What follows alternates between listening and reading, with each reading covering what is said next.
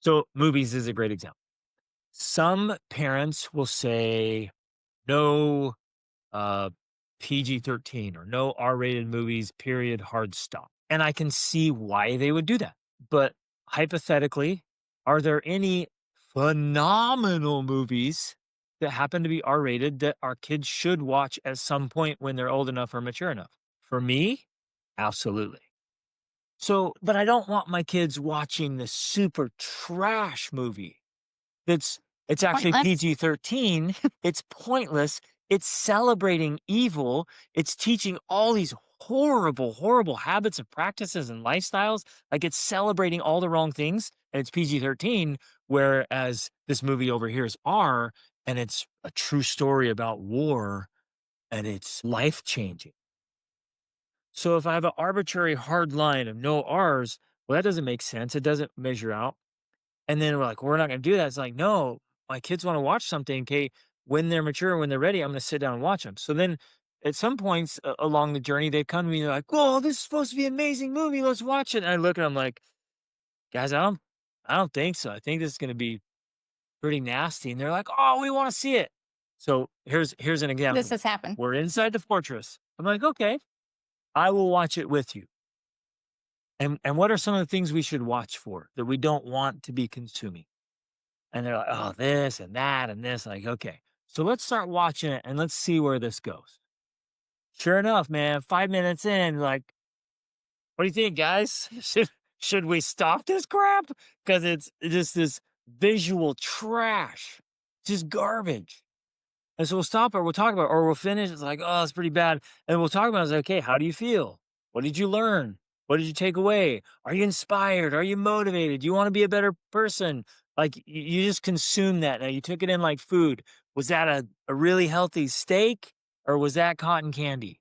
Or was it toxic sludge and you feel like you need to go take a shower and vomit? Right. So I'll do that with them, right? Guiding through that, As talking opposed, about it. this is against our family standards. We're not going to do this. It's a no, no. And it turns into a battle and a discussion, and me against you. We engage in an experience with them, knowing potentially what the outcome's going to be. Especially if and a lot of times they'll take our advice or our hints, but if they push on it or they think it's going to be good, we go there with them so they have the experience of what that's like, but they have it with us, With the mentoring. with the mentoring. So they have the experience with the mentoring versus they have the experience and no mentoring and they're like, "That was so cool." And like, "It was horrible."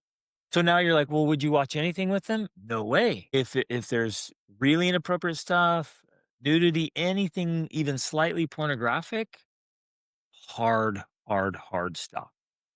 Right? There's a boundary there. And we talk about it. I especially talk about it with my sons all the time. Pornography is a no-go. It destroys brains, marriages, families, lives. It's a hard, hard stop. Now, to be clear, you're talking mostly about actual pornography Yeah. because it doesn't mean we haven't watched movies that have nudity or sexuality in them. See Kevin Costner's butt or something. Like, gosh, I could have gone my whole life without that. Okay. All right. So, Let me say this though. Recent example, heartbreaking, painful, hard lesson learned. And this happens all the time.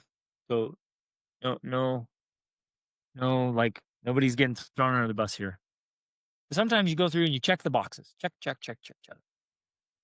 And the kids sneak under the radar.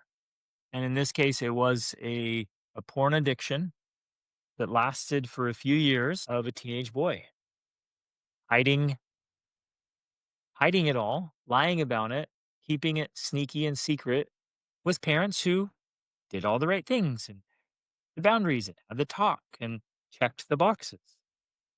But this is a classic example of checking the boxes and the boxes didn't work. Going through the motions didn't prevent the crazy addiction that has been so destructive for this young man. So sad. So, so, so sad.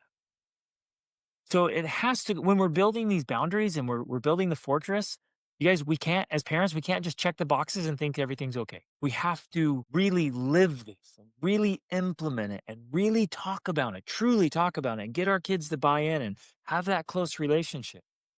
Because if we just check the boxes of setting up the boundaries and think, okay, I've done it, we're all good. And then two or Think you're three safe? years, you find out that your kid has had a hardcore addiction for years and you didn't even know it was happening in your own roof, like inside your fortress. This evil came in and you didn't even know. Like, it's often because, well, we got to pay closer attention. And we got to be reading it, right? Are you guys with me on this? Like, Well, this is a real example, just happened.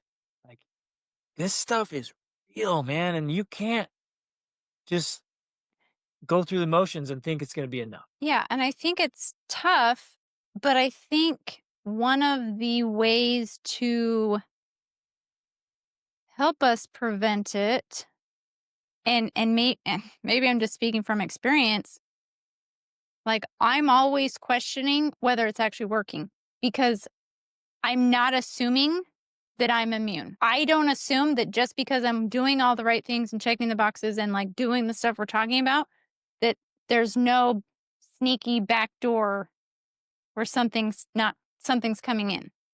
And it's happened. It's still happened to us.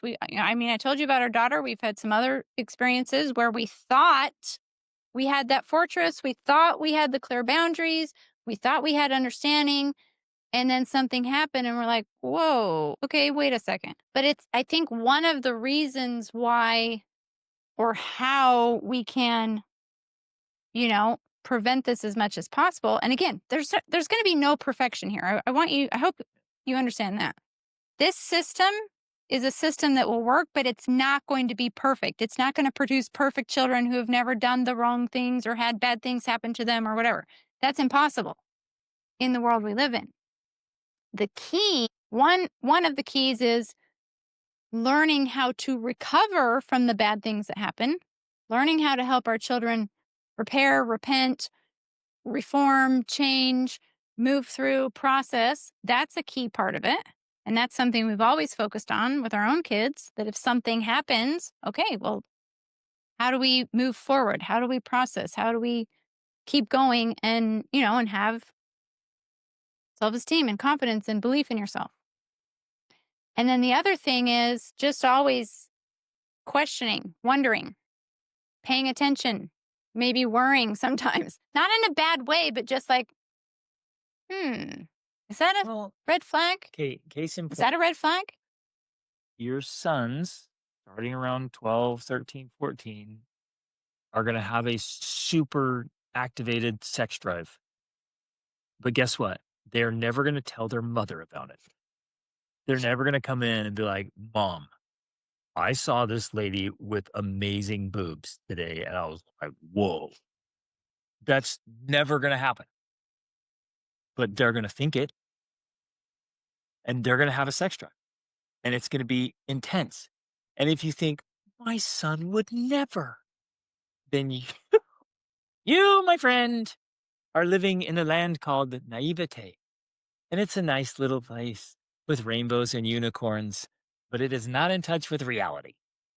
And so always assume that your sons have a sex drive and they're driven to look at body parts. That will keep you safe. So, Gabby, your son's right there. Like, he's that age. He's checking them out and he's thinking about it and he's not talking to you about it. But, ladies and gentlemen, you have to remember that. And so kind of what Rachel's talking about is like, don't just think, oh no, it's not happening. No, assume the temptation is there and live accordingly. Talk to him about it. Have a conversation. Set things up. Help him make good decisions. Don't make him feel bad for having a sex drive. That's just what it's like to be a man. So it's like norms But is natural, but but the set up point boundaries. is help to create the boundaries that keep them safe with that drive. Yeah. Again, we're trying to tie the fortress in as many ways as possible. But the emphasis here is this sounds like a weird way to word it, but assume the worst. Who said this one time? Some business guy. He's like, plan for the worst, Expect the best, plan expect for the the worst. best, plan for the worst. Like that in some ways, that's what the fortress is about. We literally in our family have learned to expect the worst, and we plan and prepare for it. And because of that, we're safer. We are safer if we assume our child could get raped, or our son could view porn, or we could get attacked. And traveling to 60 countries, that's worked for us because it has kept us safe by assuming, is that guy right there checking us out and planning to rob us? Yep, he sure was. And so we left someone in the car because we didn't want to get robbed while we're at the Leaning Tower of Pisa. Like, we just were operating like that. We are very positive people, but we are constantly assuming the worst. And So that might seem that's counterintuitive. that's the point of the fortress of like, what's the real true danger? Boom, that's where the fortress wall goes up. And being aware of that. Yeah. Okay. Man, we hit some heavy topics We today because did. Yes. This thanks is for good. sticking with us. But it's the reality. It's true. And none of us, no parents like, man, I hope my kid gets depressed and anxious and commits suicide, gets addicted to porn and drugs, and becomes an alcoholic. Then I'll have succeeded, right? Nobody wants any of that stuff at all. But we have to realize it is rampant And it and could happen. all over the place, and it can happen to any one of us, every one of us. In fact, the likelihood is one of those things is going to sneak into our families. But here's the irony I want to point out with this whole discussion, this whole topic. The more freedom we can give our children within those boundaries, the safer off they're going to be because they are developing the skill of making good decisions. And so the more that's why we're talking about these things where we let our kids watch these movies or we let them even in our house listen to explicit lyrics or we let them do whatever because we want them to fail. We want them to have those experiences while they're living in our fortress. The more they can do that while they're with us, the better off they're going to be when they go into the real world because they will have practiced and they will have been mentored through those failures. That's why we have the fortress with as much freedom as possible within those fortress walls.